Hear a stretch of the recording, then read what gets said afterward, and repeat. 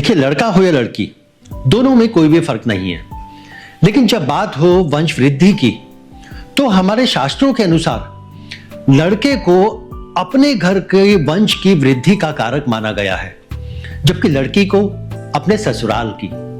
और हमारे शास्त्रों में पुत्र संतान प्राप्ति के लिए ऐसी विद्या, ऐसे मंत्र और ऐसे उपाय और योग बताए गए हैं कि यदि हम समय से उनका पालन करें तो पुत्र संतान के योग बनते ही बनते हैं, और जिसकी संभावना लगभग 99.99% होती है। और ये बात हम सिर्फ ऐसे ही किताबी ज्ञान के आधार पर नहीं कर रहे, उस प्रैक्टिकल अनुभव और उस फीडबैक के आधार पर कर रहे हैं जो पिछले इतने सालों में अलग अलग क्लाइंट के माध्यम से हमें मिल रहा है लगातार, जिनको पुत्र संतान की प्राप्ति हुई है। उनमें से कुछ क्लाइंट से हम आपको अगले वीडियो में मिलवाएंगे भी, जिन्हें हमारे द्वारा की गई रेमेडी से लाभ मिला है।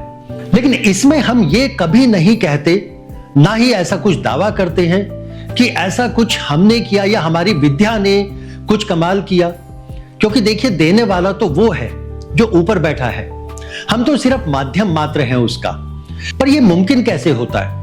देखिए, हमारी जो 5000 साल पुरानी सभ्यता है, उसके अंतर्गत दिए गए कई वैदिक ग्रंथ हैं, जिनके अनुसार अच्छे या बुरे योग तभी बनते हैं जब उन्हें बनाने वाली ऊर्जा सही समय पर और सही मात्रा में, जिसे एक बैलेंस एनर्जी कहते हैं, वो डेवलप हो जाए, जिसमें सभी पंच तत्व जल, वायु, अग्नि, पृथ्वी और आकाश, इन सभी की ऊर्जा का समावेश होता है। और होता है आपके द्वारा किए गए संकल्प की शक्ति का समावेश।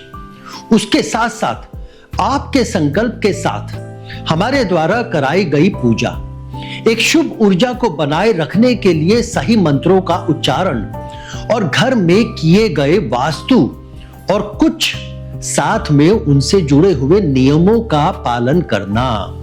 और जब इन्हें सही से फॉलो किया जाए तो पुत्र संतान की प्राप्ति के फल प्राप्त होते ही होते हैं।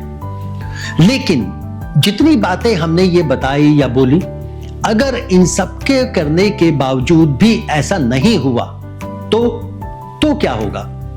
इस बात को जानने के लिए कि अगर तब भी ऐसा नहीं हुआ तो आप हमारा अगला वीडियो जरूर देखिएगा, जिसमें हम आपको इस बात को क्लियर करेंगे कि अगर ये सारे के सारे स्टेप्स फॉलो करने के बावजूद भी अगर ऐसा नहीं हुआ तो क्या होगा।